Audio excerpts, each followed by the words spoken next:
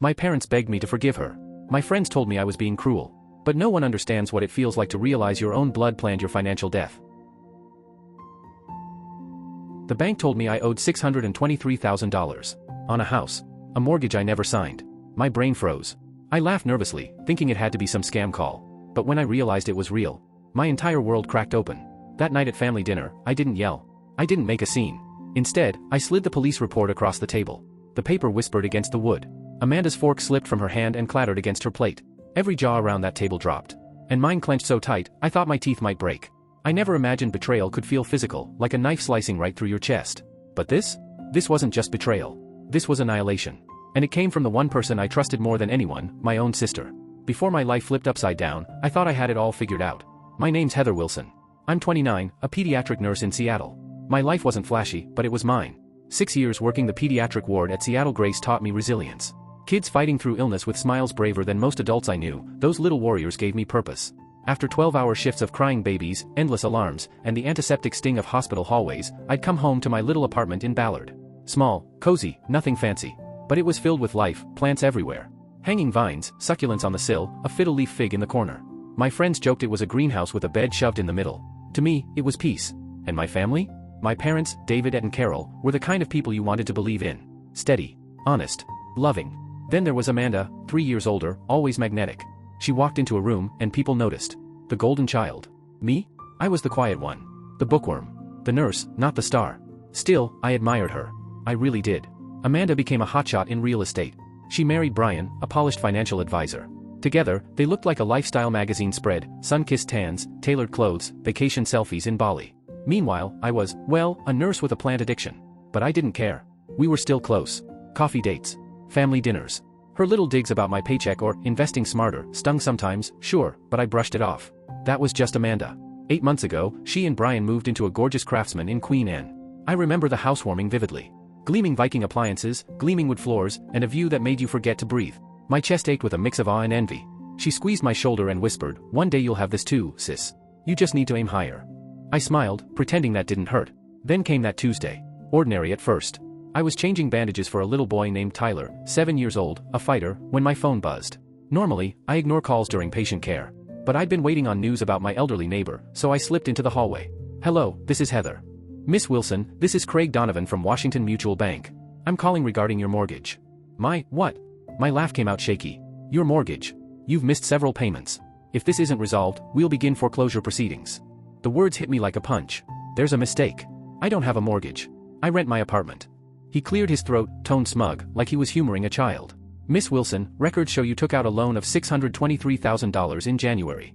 Property on Highland Drive. You made 3 payments. Nothing since April." Highland Drive.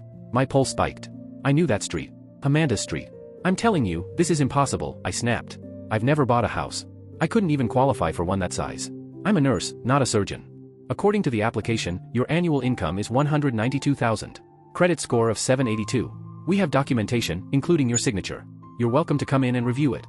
I felt like the hallway tilted beneath me. Somehow, I stumbled through the rest of my shift, hands on autopilot, mind spiraling. Identity theft? A clerical screw-up?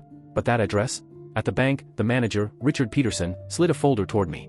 My hand shook as I opened it. Loan application. Income verification. Credit checks. Closing papers. My signature on every line. Except, it wasn't mine. At least, not by my hand. And then I saw it. Highland Drive. Amanda's address. Her dream house. Can I get copies?" My voice didn't sound like me. Richard leaned forward, eyes sympathetic but firm. "Miss Wilson, if this wasn't you, then you need to call the police. This is identity theft. Fraud." My head bobbed numbly. My body was ice. But inside? My heart was screaming. Not just any thief. Not some stranger. My sister. My own sister had stolen my name to buy her perfect life. And I had no idea yet just how far the damage would go. The days that followed were a fog of panic, anger, and obsessive detective work. For the first time in 2 years, I called in sick to the hospital. Me, the dependable one, the nurse who never missed a shift. But how could I focus on sick kids when my entire life was collapsing? My apartment, usually my safe place, suddenly felt like a cage. I paced grooves into the floor, my hands shaking as I picked up the forged documents again and again, like maybe this time the signatures would magically look different. But no. The truth screamed from every page. This wasn't a mistake. Someone had deliberately stolen my identity. Someone who knew me better than anyone else. And the more I thought about it, the less I could deny the answer. Amanda. My first call was to Equifax. At first, the woman on the line sounded bored, like she was on autopilot. But when I explained that my sister might have stolen my identity, her voice sharpened. I heard the clacking of her keyboard, then a long pause. Miss Wilson, I'm seeing multiple accounts opened under your name in the past year. The mortgage is the largest, but there's also a home equity line of credit, $150,000, 3 credit cards with limits of $20,000 to $30,000 each, and a personal loan of $45,000. My stomach twisted. I felt like I might vomit right there on the phone. None of those are mine, I whispered. Every single one is fraudulent. By the end of the day, I had placed fraud alerts with all 3 credit bureaus. My credit score, once a proud 724, had cratered to 546. All because of debts I never signed for. All because of someone else's greed. The next morning, I sat across from Diane Schwartz, a financial advisor with sharp eyes and a voice that carried authority. She scanned the paperwork, her brow furrowing. This is definitely identity theft, she confirmed. And it's sophisticated. Whoever did this knew exactly what information would pass the verification checks. My throat tightened. I had been thinking it silently for days, but this was the first time I said it out loud. It was my sister. The house is hers. She's living in it right now. For the first time, Diane's professional mask cracked. Her eyes widened. That complicates things. Family fraud is sadly common, but it's one of the hardest cases, legally and emotionally. What am I supposed to do? My voice was breaking, desperate. You need to file a police report, she said firmly. Without it, the banks won't see you as the victim. I wasn't ready. As much as I hated the evidence, my brain still tried to protect the image I had of Amanda, the sister who once held my hand on the first day of school, who defended me from bullies, who taught me to ride a bike. Could that same person really have done this?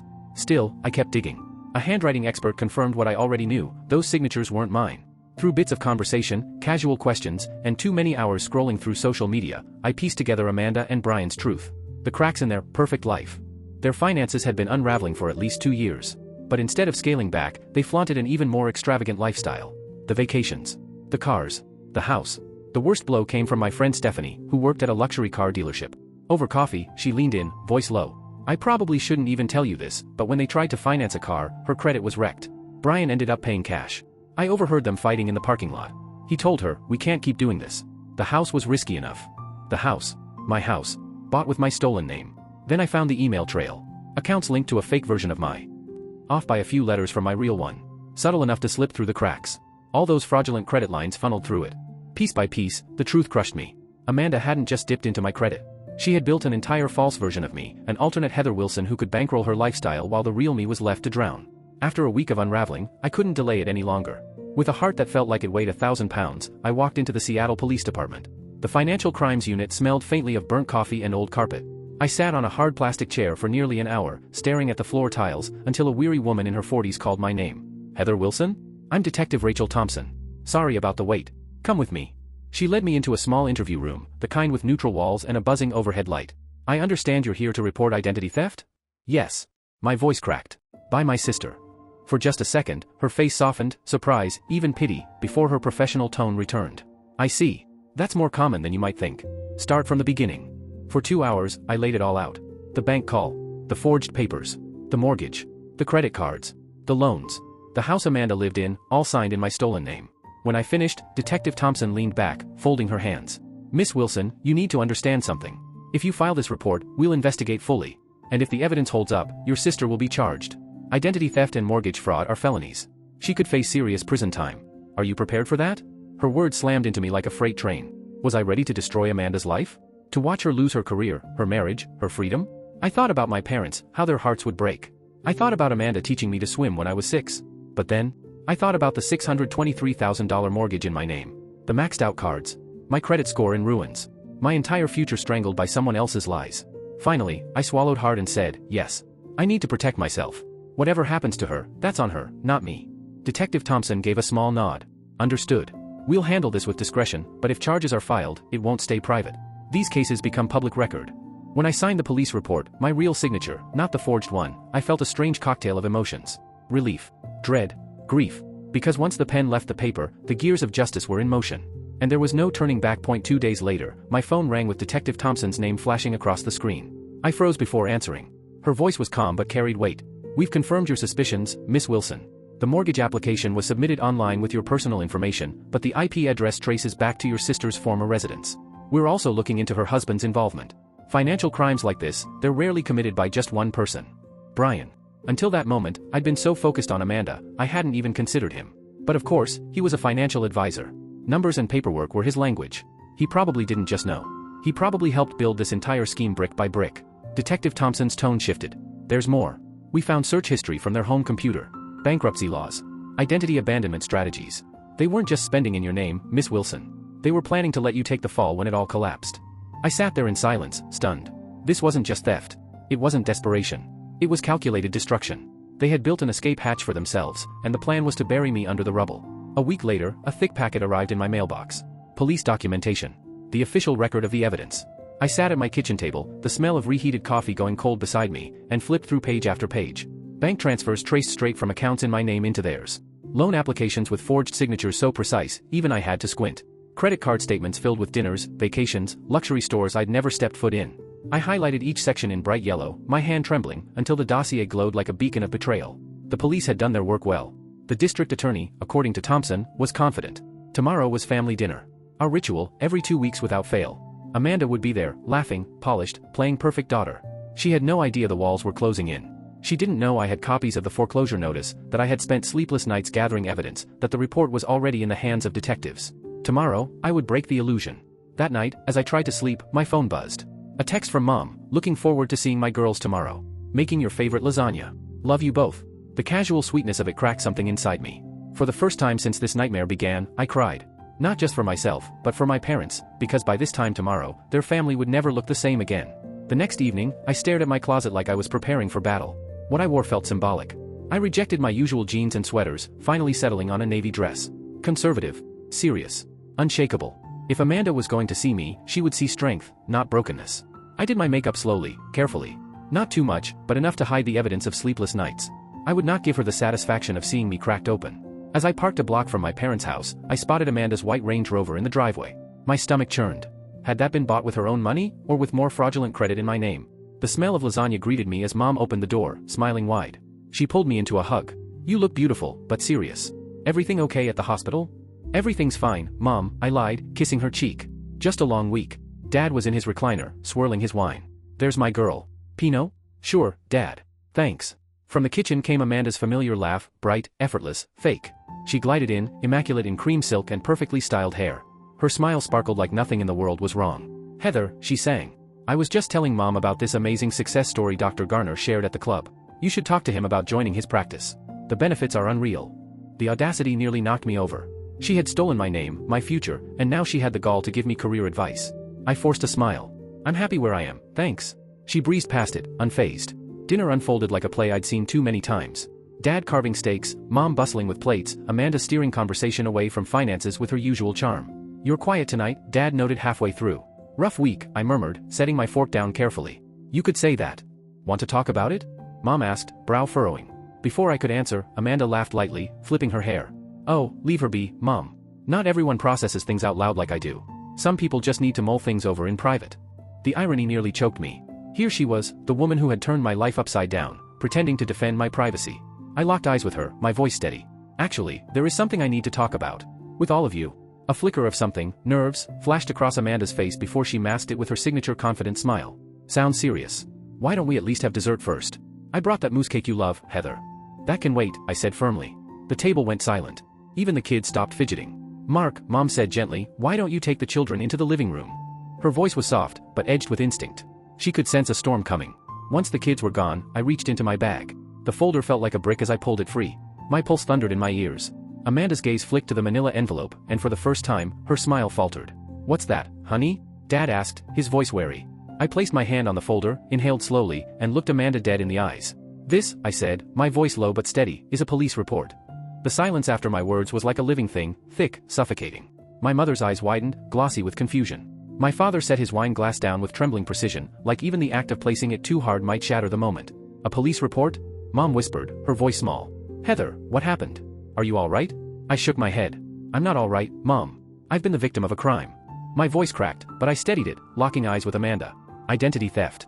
Fraud. To be specific. The folder slid across the table with a dull scrape. Amanda didn't even reach for it. Her face froze, her usual animation gone, replaced by something eerily blank. What are you talking about? Her voice was pitched too high, brittle. Open it, I said softly. Brian's hand darted out, steady on her arm. Maybe we should discuss this privately, Amanda. There's nothing to discuss, she snapped, not looking at him. Heather's obviously confused. My father let out a nervous chuckle, though it didn't reach his eyes. This isn't some kind of joke, right? Girls? It's not a joke, Dad. I reached across and flipped the folder open myself. The official police letterhead gleamed under the light. 2 weeks ago, I got a call from Washington Mutual about missed payments on a $623,000 mortgage. For a house I've never owned. On Highland Drive. My mother gasped. But, that's Amanda and Brian's address. That's right, I finished for her. Their dream house. Bought in my name. And not just the house, a home equity line of credit. 3 credit cards. A personal loan. Every account maxed out, every bill in default. All in my name. Every I shifted to Amanda. The color drained from her face. For a long moment, she was silent. Then she forced out a laugh, sharp, unnatural. This is ridiculous. A mistake. There has to be some kind of error. A bank error? I cut in. The police don't think so. Neither does the handwriting expert who analyzed the forged signatures. Neither does the IP address traced back to your old condo. Amanda, how much more proof do you need? Brian shot up from his chair, his voice hard. We don't have to sit here and listen to this. Amanda, let's go. But Dad's voice, deep and trembling with fury, cut him off. Sit down. Both of you. And start explaining what the hell is going on. Amanda's mask slipped. The deer in headlights expression hardened into something colder, sharper. She straightened in her chair. Fine. You want the truth? We hit a rough patch. Brian's firm collapsed after his partner stole funds. My commissions dried up with the market correction. We were drowning. We were about to lose everything we'd worked for. So you stole my identity? My voice rose, incredulous. You buried me under $800,000 of debt to keep your status symbols? It was supposed to be temporary. Amanda's voice cracked as it climbed. We were going to fix it once things turned around.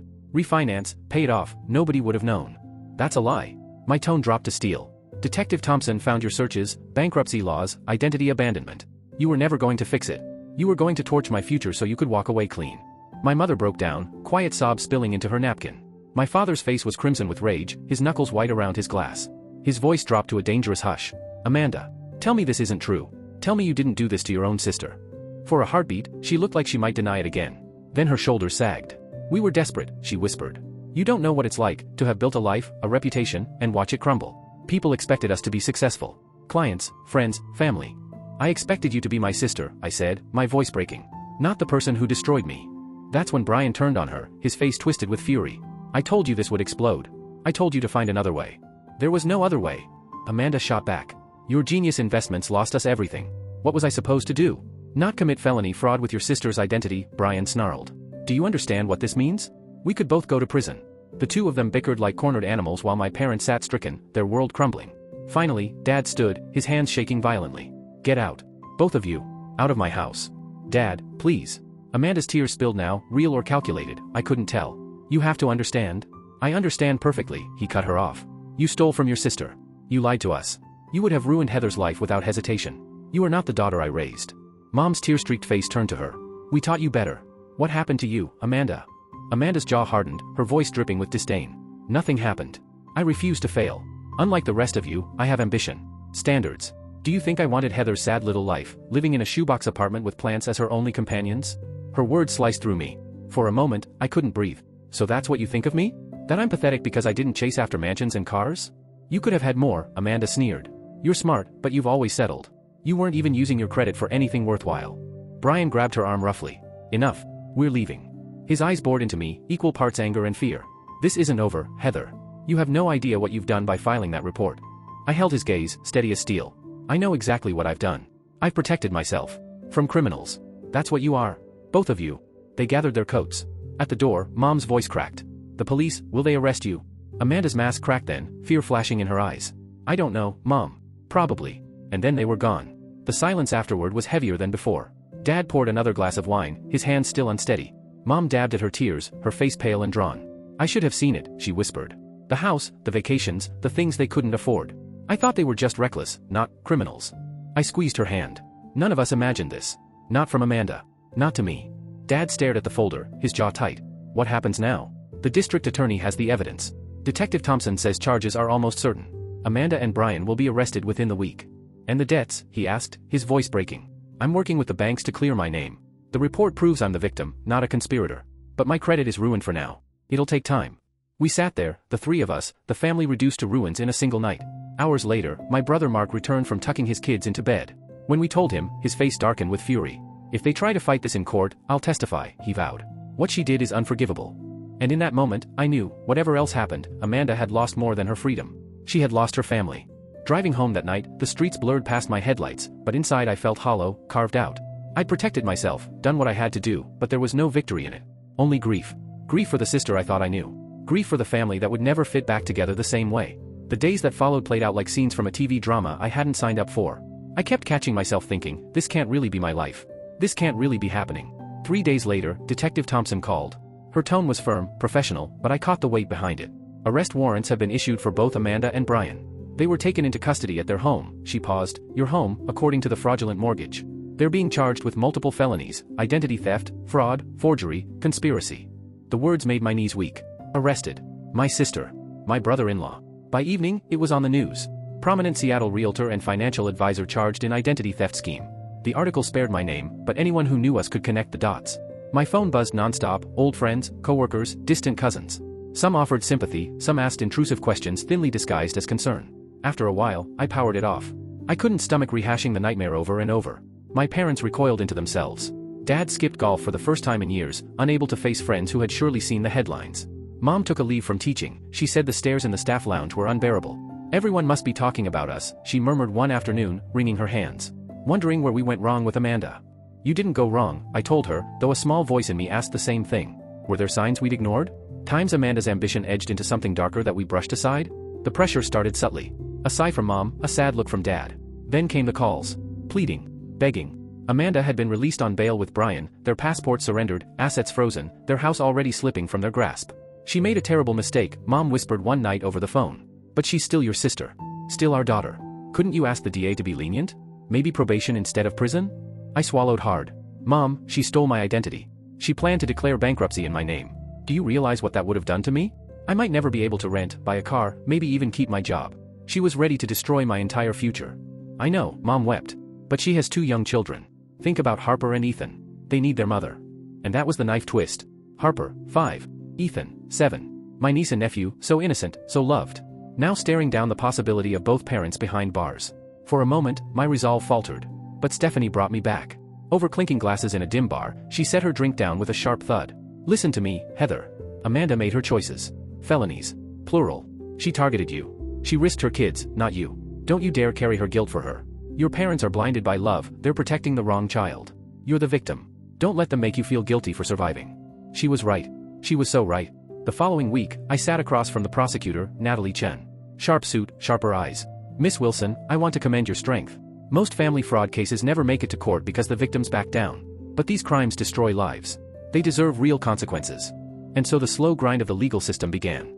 9 months later, I sat in a packed courtroom. Amanda looked nothing like the sister I remembered. Thinner. Her hair limp, her designer wardrobe traded for a modest navy suit. Brian sat beside her, equally diminished. The judge's voice echoed. Amanda Parker, you have pleaded guilty to 1 count of identity theft, 1 count of fraud, and 1 count of conspiracy. Before I sentence you, would you like to make a statement? Amanda stood, and for the first time in months, her eyes found mine. And in them, just for a heartbeat, I glimpsed the girl I once knew. I want to apologize to my sister, she said, her voice trembling but steady. What I did was unforgivable. I betrayed her trust in the worst way. I'll regret it for the rest of my life. I was selfish, desperate, terrified of failing, but that's no excuse. Heather, I'm so sorry. The courtroom was silent, heavy with her words. The judge delivered the sentence, 18 months in federal prison for Amanda. 12 for Brian. 3 years supervised release after. Full restitution ordered. As the bailiffs led them away, Amanda glanced back at me. Our eyes locked, one last moment suspended in the air between us. Anger burned in me, but underneath it, something more complicated stirred. Memories of childhood sleepovers, whispered secrets, her hand holding mine when I was small. I didn't know if forgiveness would ever come. But I knew the love had once been real. And maybe that was the hardest truth of all. The weeks after the sentencing blurred together in a haze of paperwork, court follow-ups, and endless calls with banks.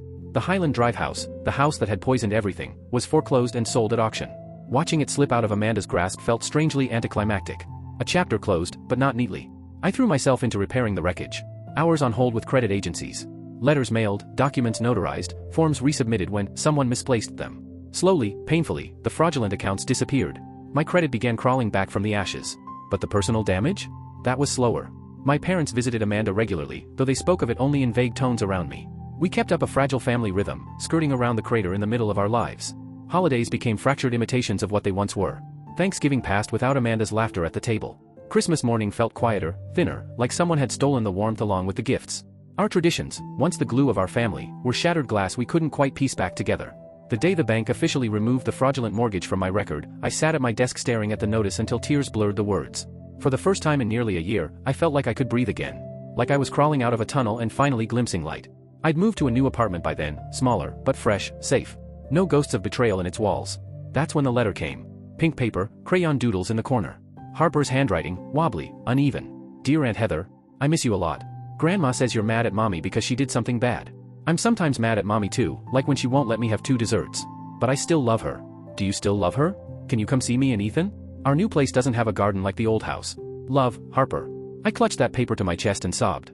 She didn't understand the enormity of it all, couldn't possibly. To her, betrayal was the denial of a second dessert. But she was right about one thing, I still loved her.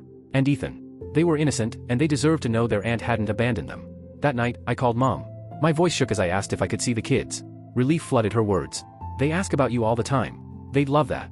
That weekend, I walked into their small apartment, and Harper and Ethan barreled into me, little arms wrapping around my waist. And in that moment, something in me softened. It wasn't forgiveness. Not yet. But it was healing.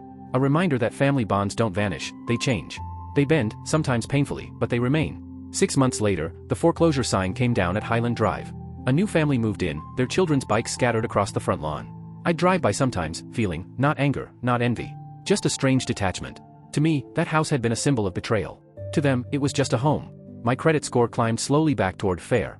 My paranoia about mailboxes and passwords lingered, but I was learning to live with it. Therapy with Dr. Elaine Winters became my anchor. Family betrayal is a unique kind of trauma, she told me one afternoon. The people who should be your safest place become the ones who hurt you. It rewires how you trust. Will I ever trust anyone again? I asked, half joking, half terrified. You'll trust differently, she said. More carefully. More intentionally. And maybe that's not a bad thing. She was right. I hadn't withdrawn. I was cautious now, checking my accounts religiously, guarding my circle of trust. But I was still living, still working, still showing up for my patients and my friends. That mattered. With my parents, things were tentative but healing. Sunday dinners resumed, though less frequent, and always wrapped in careful silences. Then, one evening, Mom mentioned it softly while passing me a bowl of salad. Your father and I visited Amanda yesterday. She's teaching English classes to other inmates. She asked about you. I froze, unsure of how to respond. Dad, quiet for months, cleared his throat. His voice was rough. She's different in there. Humbled. I think she finally understands the weight of what she did to you. The words hit harder than I expected. For so long, my parents had tiptoed around Amanda's suffering, rarely acknowledging mine.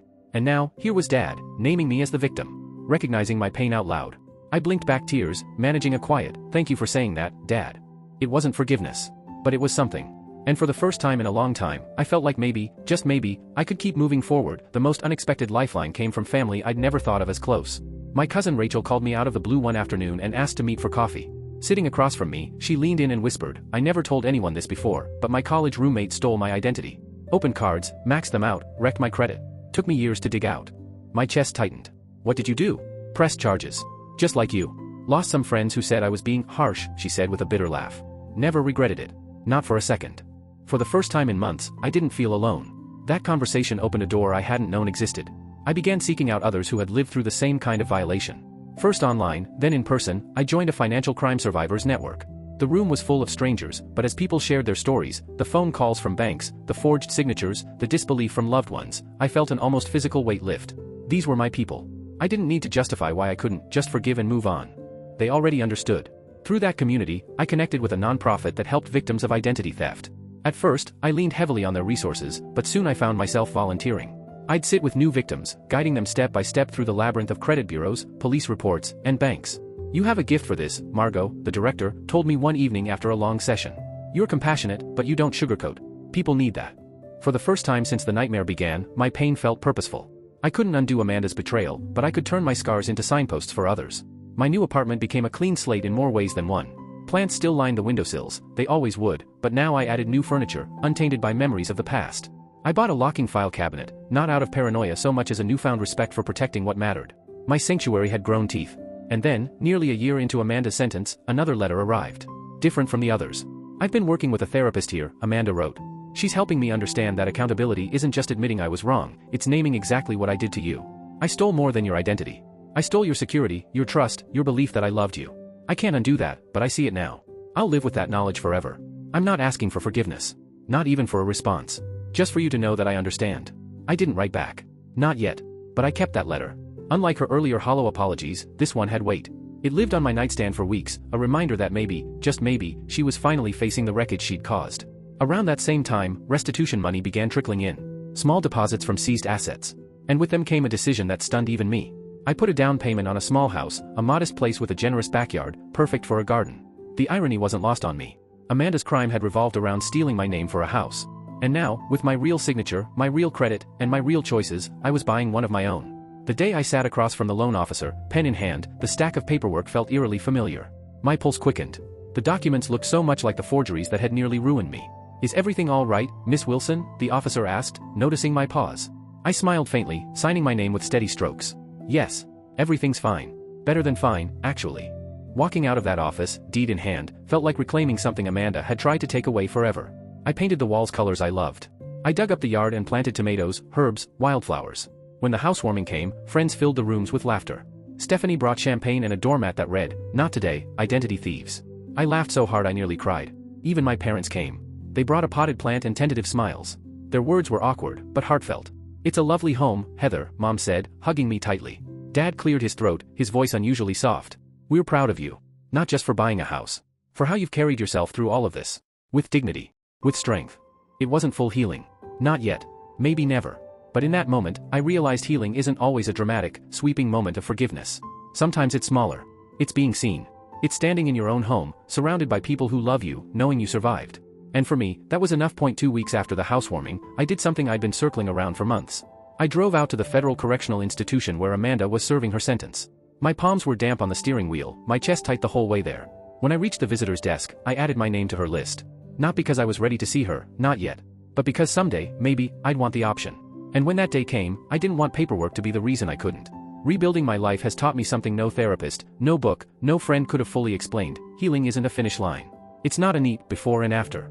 It's a process. Some mornings I wake up feeling grounded, strong, even hopeful about the future.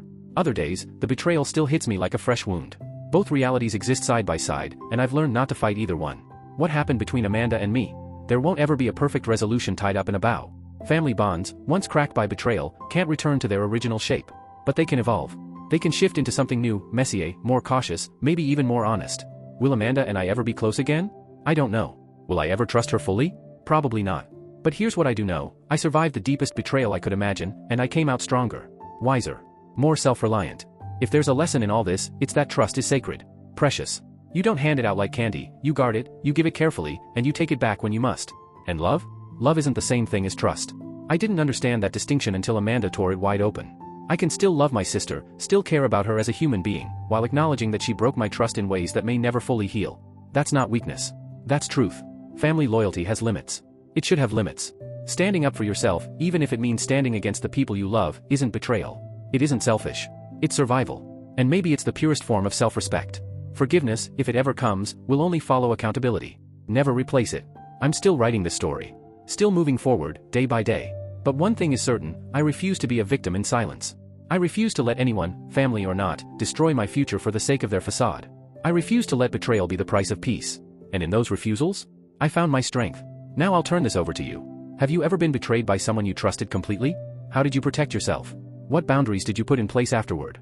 If my story helped you feel a little less alone, please give this video a like and subscribe to the channel for more real-life stories of resilience and recovery. And if you know someone who's struggling, share this with them. Sometimes just hearing that someone else has walked through the same fire can make all the difference. Thank you for listening. And remember, protecting yourself isn't selfish. It's survival. And survival is the first step toward healing.